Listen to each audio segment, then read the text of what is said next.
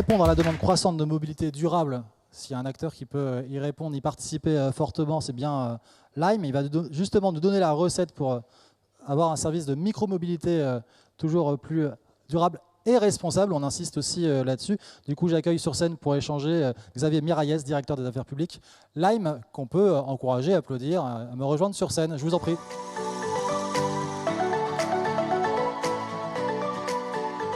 Bienvenue.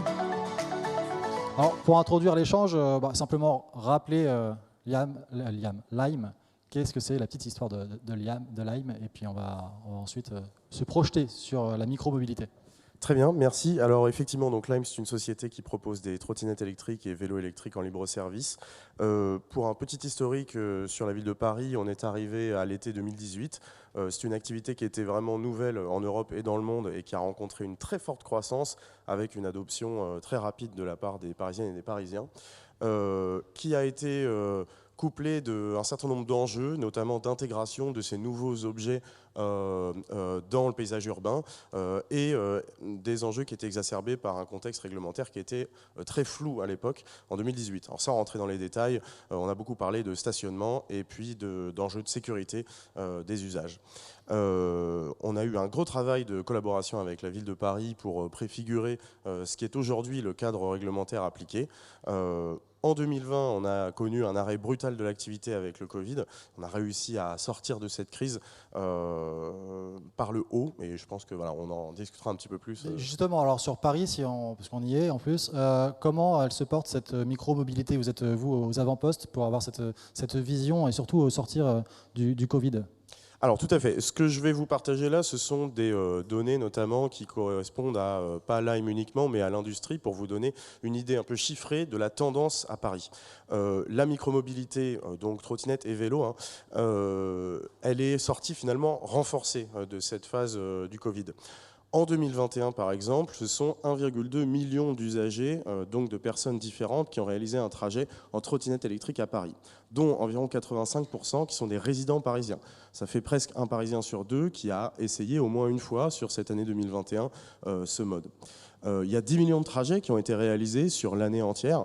Et sur ces 10 millions de trajets, on a permis d'éviter 1,5 million de trajets en voiture, donc de trajets plus polluants.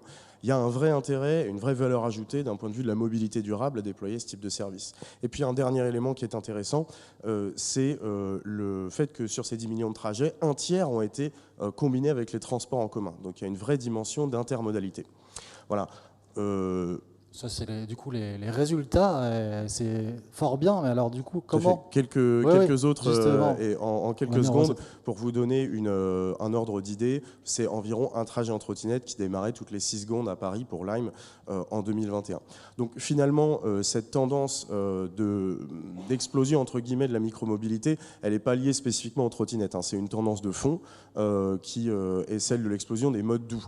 Si on devait classer un peu les déterminants de cette tendance-là, il y a l'évolution des comportements usagers, il y a l'intégration croissante du facteur environnemental dans le choix, dans le déterminant du type de mode de transport qu'on va utiliser, et puis bien sûr, il y a l'évolution de l'infrastructure qui est portée par la politique très volontariste de la ville de Paris. Un dernier élément là-dessus, c'est que finalement, la micromobilité, avec maintenant 4 ans de recul à Paris, elle aura déjoué un certain nombre de pronostics. Certains prédisaient dès 2018 que les opérateurs auraient un destin un peu funeste, suivant ce qui est arrivé aux premiers opérateurs de vélos en free floating. Vous vous rappelez des Gobi, Ofo, Mobike, etc. D'autres prédisaient que les trottinettes, notamment, ne seraient qu'un effet de mode et que les usagers se désintéresseraient de ce type de service un peu gadget. Force est de constater, 4 ans après, que les opérateurs sont encore présents, même si en nombre restreint, et que la trottinette, et par extension les autres modes en libre service dits free floating, même si aujourd'hui ils ne le sont plus vraiment, ont vraiment trouvé leur place dans la mobilité parisienne au quotidien. Alors justement, là, pour le coup, on va donner quelques recettes. Ça s'accompagne aussi d'aspects réglementaires, d'accompagnement des villes et d'un modèle très particulier aussi chez Lime, assez unique. Est-ce que vous pouvez développer un petit peu comment vous êtes devenu, nous semble-t-il, le leader de la micromobilité à Paris? Oui, tout à fait. Alors effectivement, on a cette position historique puisqu'on était le premier acteur présent. On a réussi à conserver ce leadership à Paris avec environ 50% des parts de marché. Ce qui est intéressant et ce que j'aimerais vous partager ici, c'est quels sont les facteurs différenciants entre des opérateurs sur un marché classique. Sur un marché classique, les premiers facteurs, ce sont le prix et la densité de l'offre, c'est-à-dire directement corrélée au nombre de véhicules que vous allez déployer. Paris a ceci d'un peu particulier qu'en fait ces deux facteurs sont neutralisés puisqu'on pratique à peu près la même tarification entre opérateurs et que la ville de Paris a régulé en plafonnant la taille des flottes. Donc qu'est-ce qui reste pour expliquer pourquoi est-ce qu'un opérateur va être plus utilisé qu'un autre? Et derrière, ce qui est intéressant, c'est comment est-ce qu'on peut juger les opérateurs, quelle est la qualité de leurs opérations. Et on a deux éléments principaux, la qualité des véhicules, avec non seulement l'aspect durable et sécuritaire des véhicules, mais aussi sa capacité à être plus attractif pour les usagers en fonction de son ergonomie et de son design. Et puis on a un deuxième aspect qui est la qualité des opérations. Il faut avoir en tête que 10 millions de trajets pour 3 opérateurs, c'est un certain nombre de maintenance au quotidien, de remplacement de batterie. C'est tout un petit monde qui s'organise au quotidien, jour et nuit, pour opérer ces véhicules. Et l'enjeu, c'est d'assurer un niveau de fiabilité qui est très élevé pour les usagers.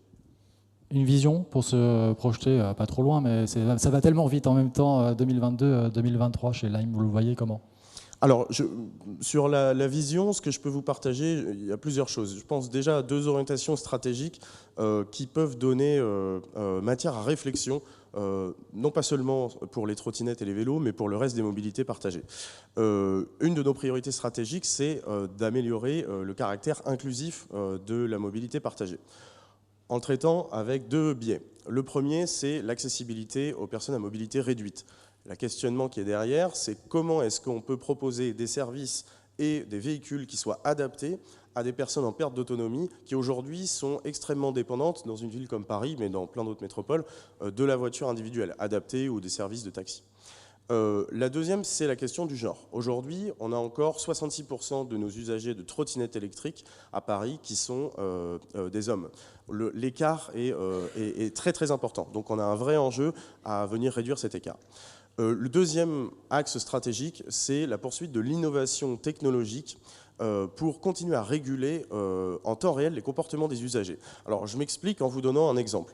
Lime a annoncé il y a quelques semaines le programme Lime Vision, qui consiste à embarquer une caméra haute définition sur chaque trottinette, couplée avec un algorithme intelligent qui permet de détecter en temps réel si le véhicule circule sur le trottoir ou sur la chaussée, pour sanctuariser les trottoirs et permettre d'obliger les usagers à descendre lorsque c'est le cas.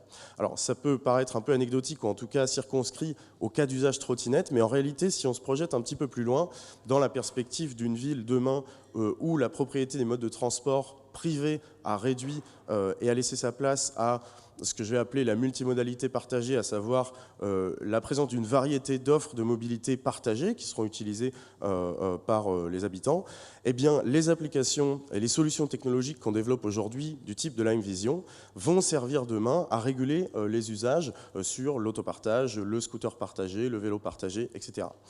Ça permettra aussi d'accompagner la mise en place de politiques publiques qui aujourd'hui sont déjà sur la table. Je pense par exemple aux ZFE. On peut aussi citer le projet de zone de circulation restreinte dans le centre-ville de Paris.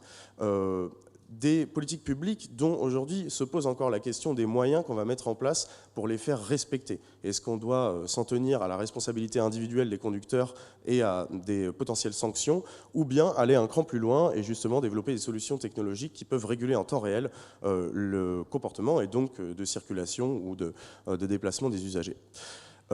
Dernier point sur l'aspect vision sur l'année qui vient, même si effectivement c'est une échelle qui est assez courte.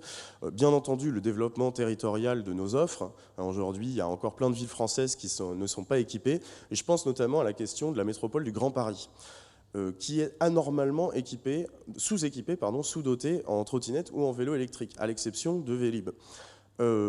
Les villes de la métropole du Grand Paris, elles sont soumises à des enjeux encore plus importants que Paris en termes de dépendance à la voiture individuelle. Bon nombre d'entre elles sont encore enclavées et un peu prisonnières du schéma en étoile des transports franciliens, dont on a un héritage conséquent. Et puis il y a des enjeux, bien entendu, d'attractivité territoriale.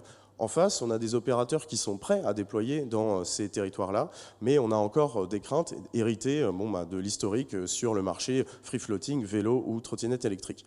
Je pense qu'aujourd'hui, la régulation de la ville de Paris a montré qu'avec le cadre adapté, on était capable de développer ce type de service dans des conditions qui soient harmonieuses avec le reste de l'espace public. Donc voilà, on a un gros enjeu à développer ce type de mode sur le Grand Paris. Et puis je finirai par conclure avec une actualité qui est celle très importante pour le secteur de la micromobilité, du prochain renouvellement de l'appel d'offres trottinette sur la ville de Paris. Voilà, je m'arrête là. Il reste 43 secondes. On peut dire aussi que vous êtes le seul opérateur dans la première couronne. Oui, tout à fait. Première couronne, nous sommes présents à Nogent-sur-Marne et à La Défense. Voilà. Aujourd'hui, il n'y a pas de frein économique, si vous voulez, à développer des services en dehors de la ville de Paris ou de ces deux villes-là. On est vraiment plus sur des discussions d'ordre politique et petit à petit, dans l'échange avec les élus, on a bon espoir de pouvoir développer ces services. Parfait, merci beaucoup.